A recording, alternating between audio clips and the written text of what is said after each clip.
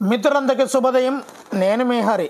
మరి డిఎస్సిలో టీచర్ పోస్టుల్లో అనర్హత మలుపు అంటూ ఒక కొత్త ఆర్టికల్ రావడం జరిగిందండి. అలాగే చాలా విషయాలు మరి మీ గురించి తీసుకుని రావడం జరిగింది. వీడియోని చివరి వరకు చూడండి, ఎంతో యూజ్ఫుల్గా ఉంటుంది. మరి లేట్ లేకుండా టాపిక్లకు వెళ్ళిపోదాము. మరి ఉమ్మడి జిల్లాలో 155 మంది అనర్హులు. ఉమ్మడి జిల్లా అంటే ఇక్కడ కర్నూలు జిల్లా అండి. మరి 65 పోస్టులకు అర్హులైన అభ్యర్థులు లేరు. డిఓలకు అందిన తుది సెలక్షన్ జాబితా. అభ్యంతరాలకు 2 రోజులు గడువు ఇచ్చే అవకాశం. అనంతరం సెలక్షన్ ఉత్తర్వులు జారీ. మరి ఉపాధ్యాయ ఉద్యోగాలు ఇచ్చే ప్రక్రియలో మరో మలుపు తెర మీదకు వచ్చిందండి. మరి డిఎస్సి పరీక్షలు నిర్వహించి కాల్ లెటర్లు పంపించి సర్టిఫికెట్లు 2 కమిటీలు పరిశీలించి తుదికి ఒక విషయాన్ని అధికారులు అయితే తేల్చారు. ఉమ్మడి కర్నూలు జిల్లాలో 155 మంది ఉపాధ్యాయ పోస్టులకు అనర్హులు అని తేల్చేశారండి. ఇందుకు పలు కారణాలు చెప్పారు. అమరావతిలో పాఠశాల విద్యాశాఖ కమిషనర్ దగ్గర సోమవారం డిఓల సమావేశం అయితే జరిగింది. మరి డిఎస్సి తుది సెలక్షన్ జాబితాను డిఓలకు అందజేసేశారు ఆల్రెడీ. మరి తుది జాబితాపై అభ్యంతరాలకు 2 రోజులు గడువు ఇచ్చి అనంతరం సెలక్షన్ ఉత్తర్వులను జారీ చేసే అవకాశం అయితే ఉంది. ఇక్కడ వెరిఫికేషన్ అంటూ కొత్తగా రావడం జరిగింది. ఇక్కడ ఉమ్మడి కర్నూలు జిల్లాలో పాఠశాల విద్యలో మొత్తం 2645 పోస్టులు, అదేవిధంగా ట్రైబల్ వెల్ఫేర్ ఆశ్రమ పాఠశాలలో 33 పోస్టులు మెగా డిఎస్సి ద్వారా భర్తీ చేయనున్నారు. ఈ పోస్టులకు గాను 39,000 మంది అభ్యర్థులు, సుమారుగా 73,000 మంది దరఖాస్తు అయితే చేసుకున్నారు. అధికారంలోకి వచ్చిన కూటమి ప్రభుత్వం 9 నెలలకు మెగా పేరుతో డిఎస్సి అంటూ కనీసం 90 రోజుల సమయం కూడా లేకుండానే నెల రోజుల పాటు ఆన్లైన్లో పరీక్షలు నిర్వహించింది. తుది సెలక్షన్ కట్ ఆఫ్ మార్కులు జాబితాలు లేకుండానే గత నెల 28, 29 తేదీల్లో 2,525 మందికి కాల్ లెటర్లు అయితే ఇచ్చారు. ఇందులో 2,509 మంది సర్టిఫికెట్లు పరిశీలించారు. మరి మిగిలిన 12 మంది సర్టిఫికెట్లను గత నెల 30వ తేదీన పరిశీలించగా 8 మంది ఉద్యోగం తమకు వద్దు అని అంగీకారం అయితే తెలిపారు. ఆ తర్వాత 76 మందికి ఒకరోజు, 33 మందికి మరో రోజు కాల్ లెటర్లు పంపించి సర్టిఫికెట్లు అయితే పరిశీలించారు. మరి సర్టిఫికెట్ పరిశీలన పూర్తయిన మరో కమిటీ వేసి రీవెరిఫికేషన్ అయితే చేయించారు. ఇందులో ఎంతమంది అర్హులయ్యారు, ఎంతమంది అనర్హులయ్యారు అనే విషయంపై సోమవారం అమరావతిలో పాఠశాల విద్యా కమిషనర్ దగ్గర జరిగిన డిఓల సమావేశంలో తేలింది. అంటే 155 మంది అనర్హులుగా ప్రకటించారు కదా, అది తేలిందనమాట. దీంతోపాటు 65 పోస్టులకు అర్హులైన అభ్యర్థులు లేనట్లు నిర్ధారించారు. 65 పోస్టులకు అర్హులైన అభ్యర్థులు లేనట్లు నిర్ధారించారు. తుది సెలక్షన్ కట్ ఆఫ్ జాబితాలు డిఓలకు అందజేసినట్లు తెలుస్తుంది. మరి ఈ జాబితాలు వచ్చిన తర్వాత 2 రోజుల అభ్యంతరాలను స్వీకరించనున్నారు. ఆ తర్వాత సెలక్షన్ ఆర్డర్లు ఇవ్వనున్నారు. అదేవిధంగా నిన్నటి రోజున జరిగింది ఏంటంటే ఈడబ్ల్యూఎస్ అభ్యర్థులకు అయితే షాక్ అయితే తగిలిందండి. మరి ఈడబ్ల్యూఎస్ రిజర్వేషన్ ద్వారా డిఎస్సిలో కాల్ లెటర్లు వచ్చి సర్టిఫికెట్లు వెరిఫికేషన్ చేయించుకున్న మహిళలకు షాక్ అయితే తగిలింది. ఈ మహిళలు తండ్రి పేరుతో ఉన్నటువంటి ఈడబ్ల్యూఎస్ సర్టిఫికెట్లు తీసుకున్నారు. అయితే వివాహం అయిన మహిళలకు కుటుంబం మారిపోయింది. భర్త పేరుతో ఈడబ్ల్యూఎస్ సర్టిఫికెట్ తీసుకొని వెరిఫికేషన్ టీంకు అందజేయాలని విద్యాశాఖ అభ్యర్థులకు సూచించినట్లు తెలుస్తుంది. వాళ్ళకైతే మెయిల్స్, కాల్స్ వస్తున్నాయండి.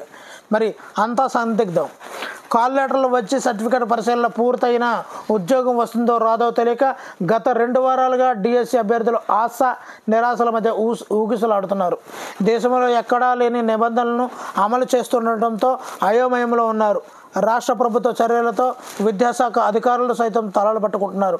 డిఎస్సి అంటే డిస్ట్రిక్ట్ సెలక్షన్ కమిటీ. అయితే జిల్లా కలెక్టర్ చైర్మన్గా జరగాల్సిన సెలక్షన్ను పాఠశాల విద్యాశాఖ కమిషనర్ వద్దకు తీసుకువెళ్లారు. ఇది టీచర్ పోస్టుల్లో 155 మందిని అనర్హతగా తేల్చారు కదండి. ఈ అనర్హత అనేది ఎంతమందికి, ఏ జిల్లాల్లో ఎంతమంది అనర్హత అయ్యారనేది మరి నిన్నటి రోజునంతా జరిగింది. ఆల్రెడీ డిఓలకైతే మెరిట్ లిస్ట్, అదే సెలక్షన్ లిస్ట్ అయితే ఇవ్వడం జరిగింది. అది 2 రోజుల్లో మన ముందుకు వస్తుందండి. మరి 12వ తేదీన మెగా డిఎస్సి తుది జాబితా. మరి 15 తర్వాత సీఎం చేతుల మీదుగా నియామక పత్రాలు అందజేత. మరి మెగా డిఎస్సిలో ఉద్యోగాలు సాధించిన అభ్యర్థుల తుది జాబితాను ఈ నెల 12న విడుదల చేసేందుకు కసరత్తు అయితే చేస్తున్నారు. ముఖ్యమంత్రి చంద్రబాబు చేతుల మీదుగా అభ్యర్థులకు నియామక పత్రాలను అందించనున్నారు. విజయవాడలో ఈ కార్యక్రమాన్ని మరి నిర్వహించాలని విద్యాశాఖ అయితే నిర్ణయించింది. మరి ముఖ్యమంత్రి సమయాన్ని అనుసరించి ఈ నెల 15 తర్వాత ఎప్పుడైనా నియామక పత్రాలు అందజేసే కార్యక్రమాన్ని నిర్వహించవచ్చు. అదేవిధంగా డిఎస్సి మెరిట్ జాబితా ఇప్పటికే విడుదల కాగా సర్టిఫికెట్ పరిశీలన మంగళవారంతో దాదాపు పూర్తయి కానుంది. మూడో విడతలోనూ ధృవపత్రాల పరిశీలనలోనూ సుమారు 30 మంది అభ్యర్థులు తిరస్కరణకు గురయ్యారు. వీరి స్థానంలో కొత్త వారిని ధృవపత్రాల పరిశీలనకు పిలిచి ప్రక్రియ పూర్తి చేస్తారు. మరి తుది జాబితాను 15న రూపొందించి వెబ్సైట్లో అధికారికంగా ఉంచాలని అధికారులు అయితే నిర్ణయించారు. ఇదే జాబితాను జిల్లాలకు పంపిస్తారు. మొత్తంగా 16,347 టీచర్ పోస్టులకు భర్తీకి కూటమి ప్రభుత్వం ప్రకటన విడుదల చేయగా దీనికి దరఖాస్తు చేసుకున్న అభ్యర్థులకు పలు విడతలుగా కంప్యూటర్ ఆధారిత పరీక్షను నిర్వహించారు.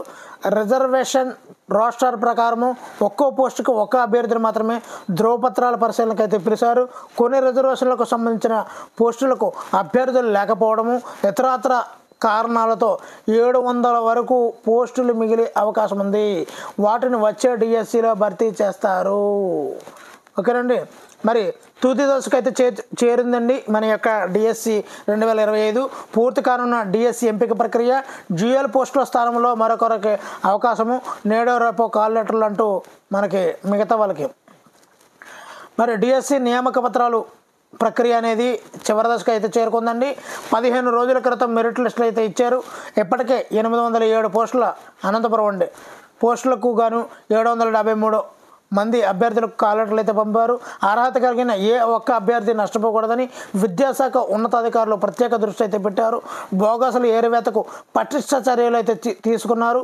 కాల్ లెటర్లు వచ్చిన డిఎస్సి ఎంపిక అభ్యర్థులు ఒరిజినల్ సర్టిఫికెట్లను కమిటీలు ఏర్పాటు చేయించి చక్కగా పరిశీలిస్తున్నారు. అదే అభ్యర్థుల సర్టిఫికెట్లు 4 సార్లు ప్రత్యేక కమిటీలతో పరిశీలన అయితే చేయించారు. 1 నుంచి 3 దఫా వరకు అక్కడక్కడ అభ్యర్థుల సర్టిఫికెట్లపై రిమార్కులు బయటపడుతూ వచ్చాయి. దీంతో సోమవారం 4వసారి ఆ సర్టిఫికెట్లను ఇతర కమిటీలతో పరిశీలన అయితే చేయించారు. అందులో ఒక్క రిమార్కు కూడా రాలేదని వెరిఫికేషన్ బృందాలతో పాటు విద్యాశాఖ అధికారులు వర్గాలు తెలిపాయి. దీంతో అందరూ ఊపిరి పీల్చుకున్నారు.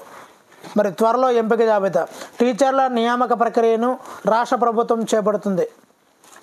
అదేవిధంగా మెరిట్ ఆధారంగా లిస్టు ప్రకటించి ఆ తర్వాత సబ్జెక్టులతో సంబంధం లేకుండా అభ్యర్థులను అక్కడే ఎంపిక చేసి వారికి నేరుగా కాల్ లెటర్లు పంపారు.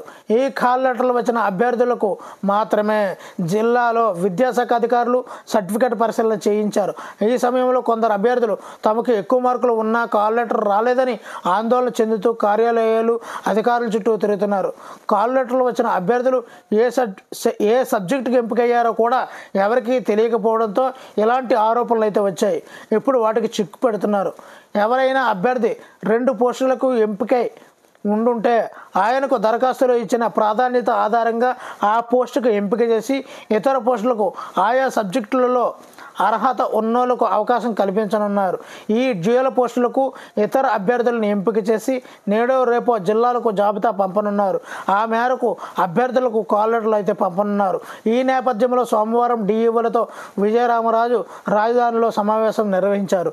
పరిశీలనలో రిమార్కులు రిజెక్ట్ అయిన వారి సమాచారం తెలుసుకున్నారట. దీనిపై క్లారిటీ రావడంతో ఇక కట్ ఆఫ్ ఆధారంగా అభ్యర్థులను ఎంపిక చేసి జాబితా విడుదలకు మార్గం సుగమం అయిందని విద్యాశాఖ అధికారులు అయితే తెలియజేశారండి. మరి ఇక్కడ సాక్షిలో డిఎస్సి అభ్యర్థుల సర్టిఫికెట్ల పునఃపరిశీలన అంటూ ఇచ్చారండి. మరి మెరిట్ లిస్టులో ఉండి జిల్లా స్థాయిలో సర్టిఫికెట్ పరిశీలన పూర్తి చేసిన విద్యాశాఖ అధికారులు కొత్త తరహా విధానానికి తెరదీశారు. గతంలో జిల్లా స్థాయిలో సర్టిఫికెట్ పరిశీలన పూర్తయిన అనంతరం స్థానికంగానే మెరిట్ లిస్టు ఇచ్చి పోస్టింగ్స్ ఇవ్వగా ఈసారి అందుకు భిన్నంగా రెండోసారి రాష్ట్ర స్థాయిలో సర్టిఫికెట్ల పరిశీలన చేపట్టారు. దీంతో అభ్యర్థుల మెరిట్ రిజర్వేషన్ రోస్టర్ అమలు అన్ని సర్టిఫికెట్లు సక్రమంగా ఉన్నాయా లేదా అనే అంశాలపై సోమవారం పునఃపరిశీలన ప్రక్రియ చేపట్టినట్టు తెలిసింది. ఇందుకోసం జిల్లాల నుంచి డిఏఓలు ఆర్జేడీలను పిలిపించారు. ఇప్పటికే డిఎస్సి నిర్వహణ గందరగోళంగా మార్చేసిన ప్రభుత్వం ఈ కొత్త సంప్రదాయాన్ని తెరపైకి తేవడం గమనార్హం. ఈ ప్రక్రియ మొత్తం 4-5 రోజుల పాటు కొనసాగవచ్చని తెలుస్తుంది. మొత్తం మీద మరి 12వ తేదీన సెలక్షన్ లిస్ట్ అండి.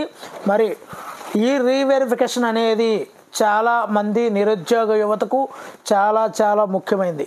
ఎందు గురించి అంటే ఒకవేళ అక్కడ 2 పోస్టుల్లో సబ్జెక్ట్గా నాట్ క్వాలిఫైడ్ అయితే మిగతా రాష్ట్రంలో ఉన్న మిగతా మెరిట్ లిస్టులో ఉన్న తర్వాత అభ్యర్థిని పిలుస్తూ మరలా వెంటనే కాల్ లెటర్లు అయితే పంపుతున్నారు. కాబట్టి పునఃపరిశీలన అనేది అంటే ఒకటి ప్రభుత్వం యొక్క నిర్లక్ష్యం, అధికారుల యొక్క నిర్లక్ష్యం అయ్యి ఉండొచ్చు, కానీ కొన్ని సక్రమంగా చూసి ఉండకపోవచ్చు.